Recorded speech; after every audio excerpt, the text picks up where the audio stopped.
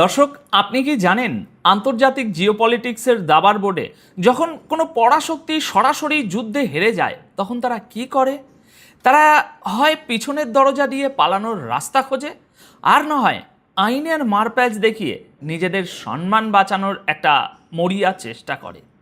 আজকের এই ভিডিওতে আমরা তিনটে বড় বড় খবর নিয়ে আলোচনা করব।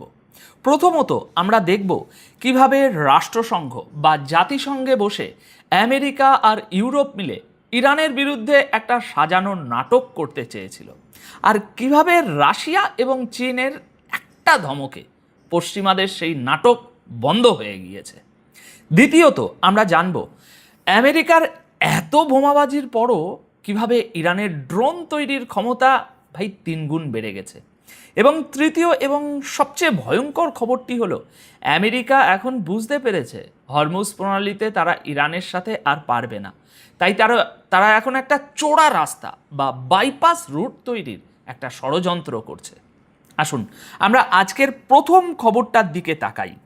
ইরানের প্রেস টিভিতে গতকাল 11ই জুলাই 2026 সকাল 7:53 প্রকাশিত একটা অত্যন্ত গুরুত্বপূর্ণ খবরের শিরোনাম হলো Russia China reject western push to use UNSC against Iran after resolution 2231 inquiry. দর্শক, এই রিপোর্টটির গভীরে গেলে পশ্চিমাদের চরম দ্বিচারিতা আপনাদের সামনে পরিষ্কার হয়ে যাবে। ঘটনাটা কি?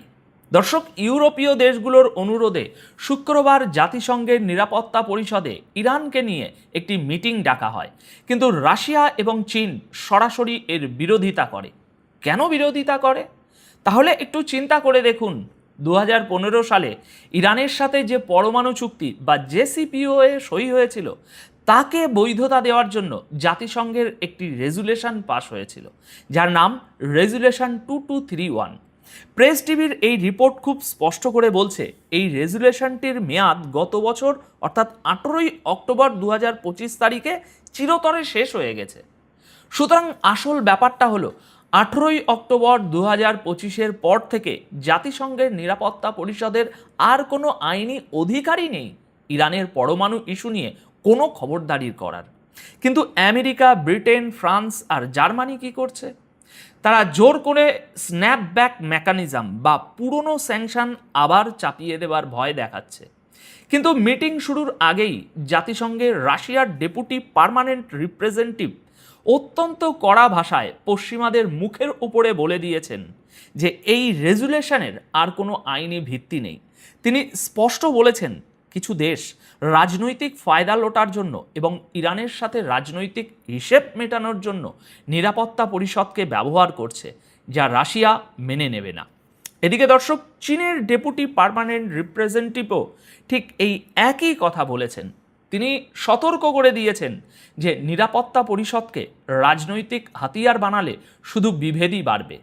দর্শক, ভেবে দেখুন তো, আমেরিকা আর তার মিত্ররা যখন আন্তর্জাতিক আইন ভাঙে তখন কোনো সমস্যা নেই, কিন্তু যখন চুক্তি শেষ হয়ে যাওয়ার পরও তারা গায়ের জোরে ইরানের উপর খবরদারি করতে যায় তখন রাশিয়া আর চীন এইভাবেই ঢাল হয়ে দাঁড়িয়ে যায়।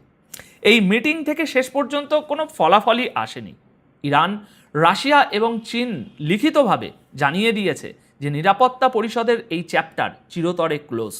এটা আমেরিকার জন্য কত বড় একটা ডিপ্লোম্যাটিক শক তা নিশ্চয়ই বুঝতে পারছেন। দর্শক, কূটনীতিতে যখন আমেরিকা হেরে গেল তখন তারা ভাবল সামরিক ভয় দেখিয়ে কাজ হবে, কিন্তু সেখানে কি হলো? আসুন আমাদের দ্বিতীয় খবরের দিকে তাকাই। গতকাল 11ই জুলাই সন্ধ্যার একটি ঘোষণা আমেরিকা এবং ইসরায়েলকে রীতিমতো চিন্তায় ফেলে দিয়েছে। ইরানের কেয়ারটেকার ডিফেন্স মিনিস্টার বা ভারপ্রাপ্ত প্রতিরক্ষা মন্ত্রী ব্রিগেডিয়ার জেনারেল মজিদ ইবনে আল রেজা গতকাল 11ই জুলাই সন্ধ্যায় সাংবাদিকদের সামনে বসে এমন একটা তথ্য ফাঁস করেছেন যা পেন্টাগনের, এবার বলছি, ঘুম কেটে নেওয়ার জন্য যথেষ্ট।